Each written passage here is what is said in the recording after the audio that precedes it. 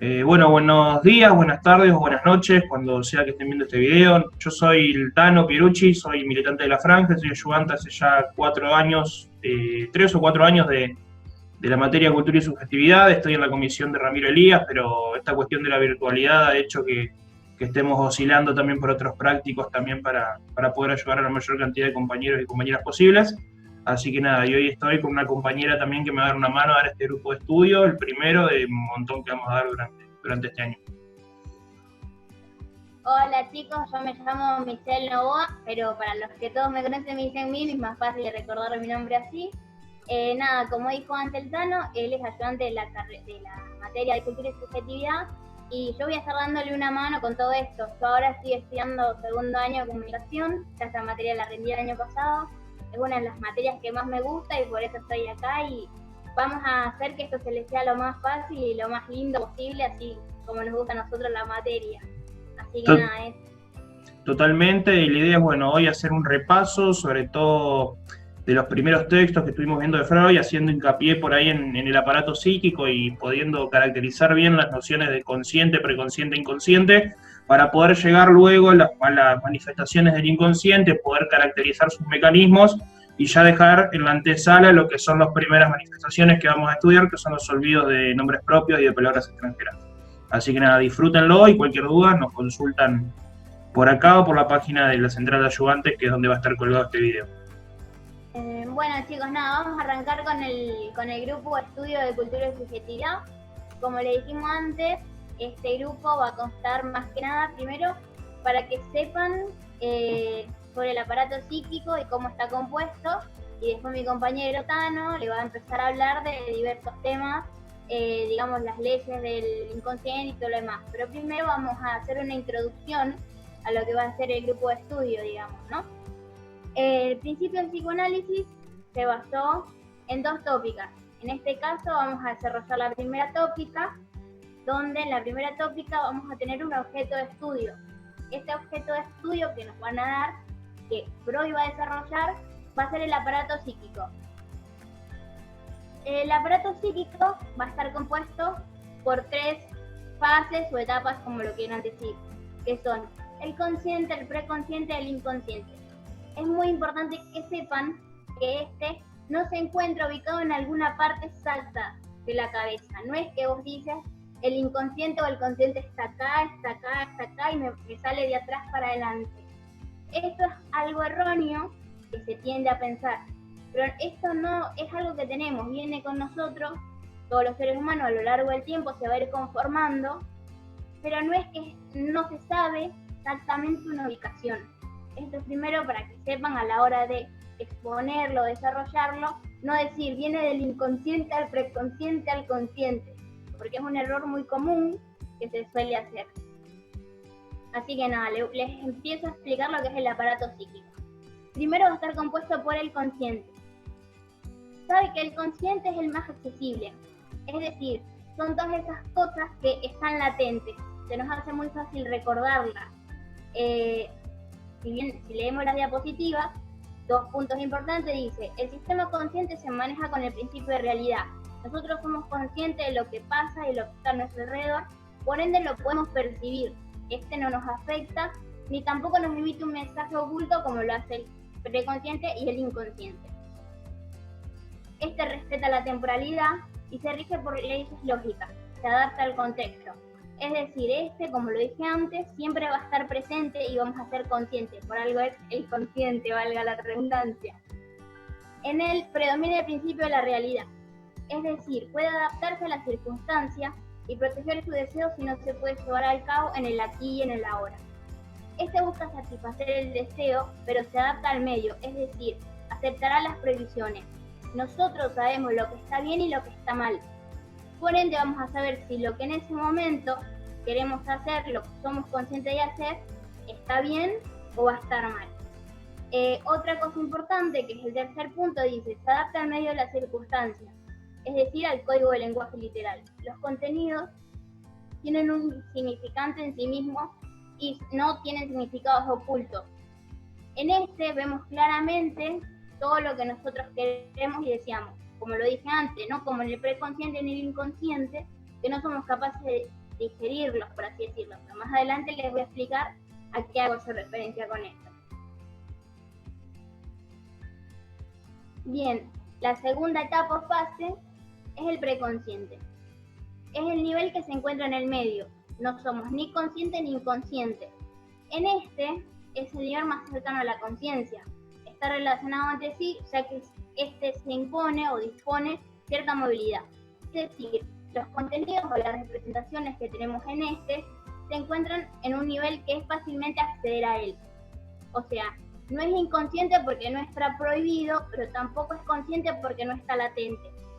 Es preconsciente porque se nos hace mucho más fácil recordarlo, o sea, es más fácil de que salga a la luz de cierta forma. Con esto es a lo que yo me refería antes, de que no hay que confundirse con decir de que viene de atrás para adelante. Es una forma que se halló, digamos, para poder, dividir el aparato psíquico. Pero nunca hay que decir que viene de atrás para adelante o adelante para atrás. ¿Sí? Bien, como seguía diciendo, en el preconsciente es un nivel que está conformado por sentimientos, pensamientos, fantasías, vivencias, etc. Aquellas que nos marcaron o que nosotros queremos recordar con facilidad y no queremos olvidar. Pero tampoco no estás constantemente pensando en ellas porque no están en el consciente. Pero vos se te hace muy fácil ir a un recuerdo y traerlo al consciente.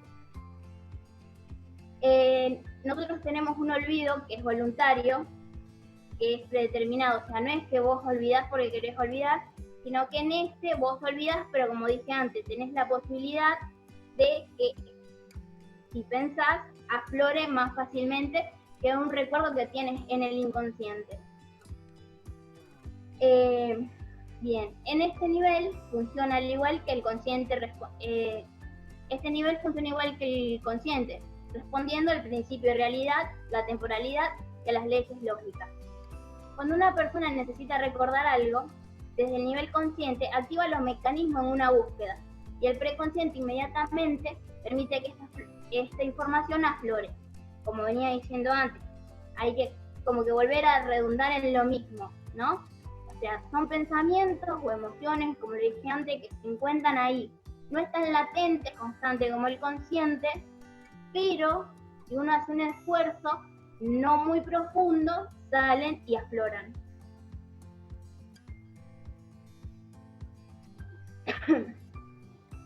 Bien, y por último, en la última fase o etapa, es el inconsciente.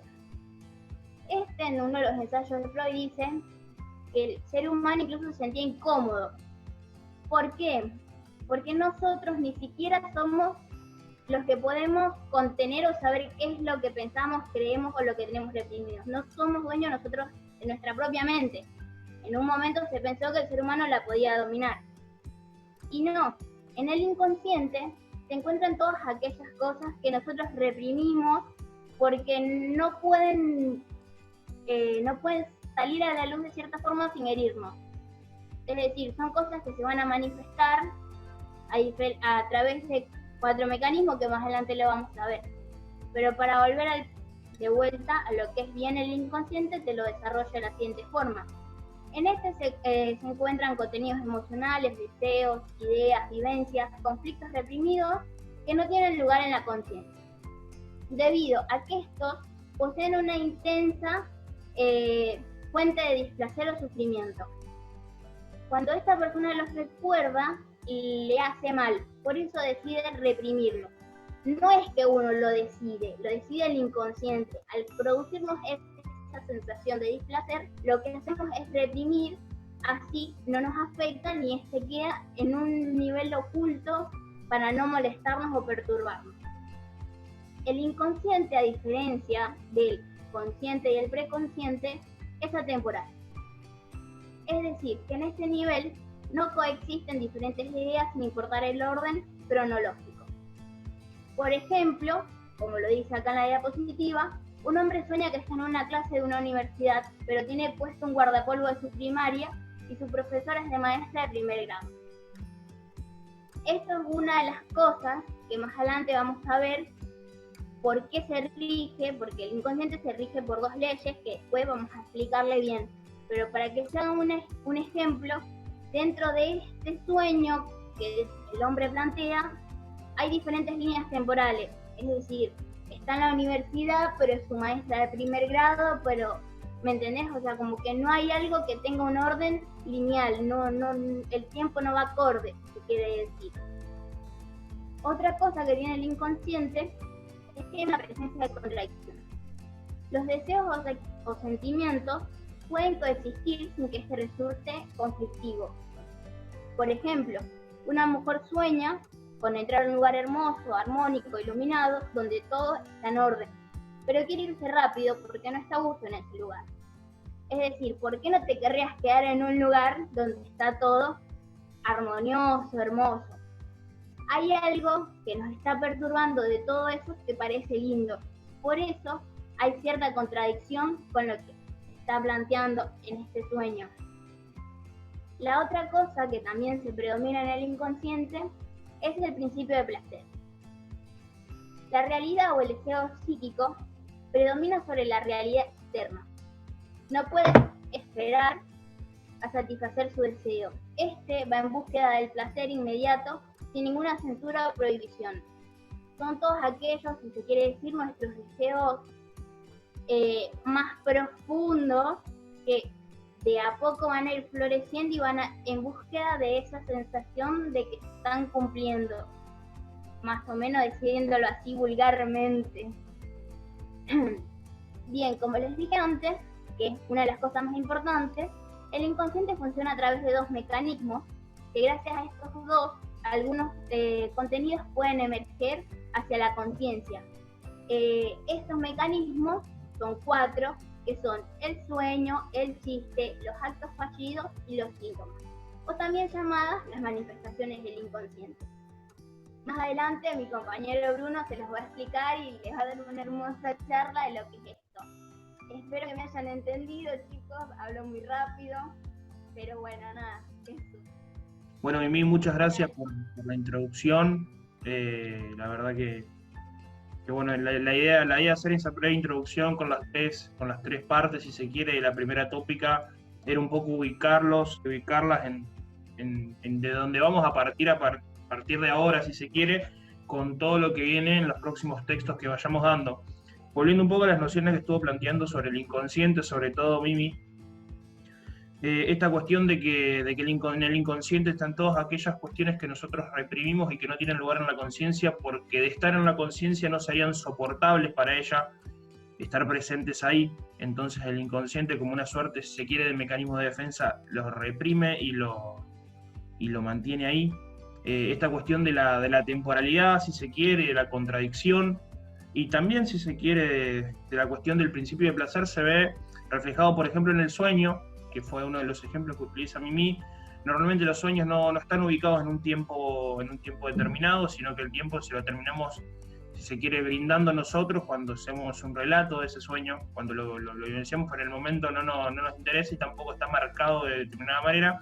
Y sobre todo la cuestión de que predomina el principio de placer es que no va a haber ningún tapujo en cumplir aquellos deseos en el inconsciente. Nosotros no vamos a ser conscientes de que eso pasa, ¿no? Pero que prime el principio de placer, quiere decir eso, que se da la búsqueda del placer sin ningún tipo de censura o prohibición. Por ahí son cosas que si nosotros lo lleváramos al plano de la conciencia, con todas las cuestiones que vamos construyendo a lo largo de nuestra vida, tocarían siempre en algún límite establecido, y bueno, lo veremos mucho más adelante cuando planteemos la segunda tópica y toquemos lo que es el suprayó, si se quiere, pero para que tengan eso presente. Mimi cerraba bien diciendo que hay 4 formaciones del inconsciente, por lo menos Freud estudia 4 formaciones del inconsciente: el sueño, el chiste, los actos fallidos, donde van a estar los olvidos, que van a ser los ejemplos que vamos a dar nosotros, y los síntomas. Y estos 4 van a tener 2 mecanismos, todos. No es que el chiste va a tener uno y el sueño va a tener otro, sino que se van a respetar en todas estas manifestaciones del inconsciente. Ahora, ¿a qué vamos cuando hablamos de manifestaciones del inconsciente? Cuando hablamos de manifestaciones del inconsciente, recordemos lo que hablábamos de inconsciente, de que si las cuestiones que están en el inconsciente pasaran directamente a la conciencia, por el nivel de displacer que generarían o o de cómo decirlo así, sobre todo de displazar, llevémoslo a ese plano, la gran cantidad de displazar que generaría no lo soportaría la conciencia. Entonces, acá viene a cumplir un rol fundamental la cuestión de las manifestaciones del inconsciente. ¿Qué son? Son las formas por ahí camufladas o disfrazadas que tiene el inconsciente para llegar a la conciencia. Nosotros no va a llegar a aquel recuerdo o aquel trauma que queda alojado y reprimido en el inconsciente, sino que aquel trauma va a llegar a través de un sueño, va a llegar a través de un olvido. Estuvimos viendo algunos casos, tanto en Masota como en los textos de Freud, donde vemos, por ejemplo, en el caso de Ana O, por qué se da la parálisis que termina teniendo las piernas. Como puede haber un montón de casos que vamos a seguir viendo, pero por ahí para tomar un ejemplo de algo que ya hemos leído. Entonces, cuando hablamos de estas manifestaciones del inconsciente, hablamos, como decíamos recién, el chiste, los actos fallidos, donde entran los olvidos, los lapsus y los equívocos al hablar, los síntomas y los sueños. Cada uno de estos, o sea, los cuatro, como decíamos antes, no hay uno en particular, sino que los cuatro van a estar regidos por estos mecanismos o leyes del inconsciente. Ahí dicen en el PowerPoint, están presentes en todas las manifestaciones del inconsciente. Esto ténganlo, grábenselo, ténganlo súper claro, porque suele ser uno de los grandes errores a la hora de defender un final o a la hora de rendir un parcial o de hacer un trabajo evaluativo, como por ahí se está haciendo ahora. Se suele suponer que por ahí son solo del olvido, son solo del chiste, sobre todo se piensa que son del chiste porque en el chiste quedan súper evidentes. Entonces por ahí empezar a internalizar desde ahora que tanto el desplazamiento como la condensación son cuestiones que están presentes en las cuatro manifestaciones del inconsciente. Como bien decíamos, retomamos la cuestión de los mecanismos del inconsciente. Cuando hablamos de mecanismos del inconsciente, vamos a tener presente por ahí una frase que estuvimos viendo en estos días en el práctico, que es de Lacan, que salieron tanto los prácticos de Mariela como los de Lali, y los otros prácticos también, que es la cuestión de que el inconsciente está estructurado como un lenguaje, ¿sí? Entonces por ahí vamos a tomar aquellas cosas que ustedes han visto en la primera unidad de lenguajes 1, esta cuestión del signo lingüístico y su composición en significado y significante, para poder darle una cuestión más integral, si se quiere, a la definición de ambos mecanismos, tanto del desplazamiento como de la condensación, y no solamente explicarlo a través de ejemplos, que es algo que van a tener que hacer, tanto en los casos de olvido como con los tipos de mecanismo utilizado en determinados chistes, ¿sí? Sino para poderlo entender de una manera más integral y tratar de entenderlo por fuera de una sola manifestación y tratar de aplicarlo en todas, ¿sí? Entonces, cuando hablamos de desplazamiento, nos vamos a estar refiriendo a que para un mismo significante, por ejemplo, la palabra tomar, ¿no? El signo lingüístico tomar, ¿no? El significante va a ser la secuencia de fonemas, o sea, es decir, tomar. Y va a haber un significado que lo va a brindar también el contexto. Tomar puede decir beber un líquido, beber una botella de agua, pero tranquilamente tomar significa agarrar también, ¿no? Entonces muchos chistes de gallegos, por ejemplo, utilizan este desplazamiento en la palabra tomar, o sea, volvemos a la cuestión de la lingüística. Para un mismo significante que es tomar, el desplazamiento se va a dar en el significado de ese significante, ¿sí? Cambiando totalmente el sentido de lo que nosotros querramos decir, y por ejemplo, en un chiste va a ser lo que va a causar la gracia, pero por ahí en un sueño el desplazamiento de sentido puede explicar de que por ahí ese sueño no se tiene que interpretar de una manera literal, sino que lo que nosotros vemos o queremos explicar termina teniendo una connotación totalmente distinta a la literal si nosotros interpretáramos literalmente ese sueño, ¿no? Por otro lado, en la condensación lo que se va a dar es que partiendo de dos significantes, lo que se va a dar va a ser una conjunción entre ellos, ¿sí? Entonces, a partir de dos significados y dos significantes, o sea, cada significante va a tener su significado, va a surgir un tercer significante compuestos por estos dos, que va a tener un tercer significado, que puede o no devenir de los dos previos, ¿sí? Entonces, por ahí tener claro desde la lingüística esta cuestión de cómo se da el desplazamiento y la condensación va a ser muchísimo más fácil después cuando nosotros vayamos a analizar o los casos de olvido, tanto de palabras extranjeras como de nombres propios, como también cuando vayamos a analizar los chistes, los distintos tipos de chistes, que son los que tienen desplazamiento como los que tienen condensación, ¿sí? Busquen momentos, busquen palabras con las que puedan jugar. Los profes siempre dicen que también lo que busca el psicoanálisis son aquellos tropiezos en el lenguaje. Y por ahí analizar, por ejemplo, los olvidos o los chistes con esos juegos de palabras, con esos tropiezos en el lenguaje, les puede llegar a servir como práctica para poder reconocerlo fácilmente y entender sobre todo cómo se dan estos dos mecanismos. Entonces, bueno, repaso. Hay dos mecanismos, el desplazamiento y la condensación. La condensación se da cuando a partir de dos significantes con sus propios significados, al juntarlos se conforma un tercer significante con un significado independiente de los otros dos, sino que es nuevo y corresponde a ese significante. Palabras como macrisis, como buquebush en la época del 2001, que por ahí ustedes son muy jóvenes como para recordar esas referencias, pero la palabra macrisis, armando una conjunción entre macri y crisis, y decir macrisis, y a partir de eso, por ejemplo, hacer memes, tranquilamente puede ser un ejemplo de condensación en un chiste, ¿no? Entonces, ese es el mecanismo que tiene la condensación para poder generar un nuevo significante con un nuevo significado. Y por otro lado, el desplazamiento, repetimos, para un mismo significante, el desplazamiento literalmente se va a dar en el significado de ese significante. Hoy hablábamos de la palabra tomar, pero si vemos un ejemplo súper claro son los chistes de gallego, y cuando lleguemos al chiste lo vamos a ver y lo vamos a ejemplificar bien. Pero no dejemos de pensar en que el desplazamiento se puede dar en un montón de lugares. Un síntoma tranquilamente puede ser un ejemplo de desplazamiento, donde literalmente el no poder avanzar con la vida de Anao se torna literal y sea un desplazamiento del decir hacia el síntoma, ¿sí? Es mucho más complejo, por eso nosotros no lo vamos a dar en profundidad al síntoma, porque toma un montonazo para poder explicarlo, pero por ahí para que ustedes tengan esa noción de que se puede aplicar ambos mecanismos a todas las formaciones del inconsciente, por más que nosotros en la cátedra profundicemos solamente dos, ¿sí?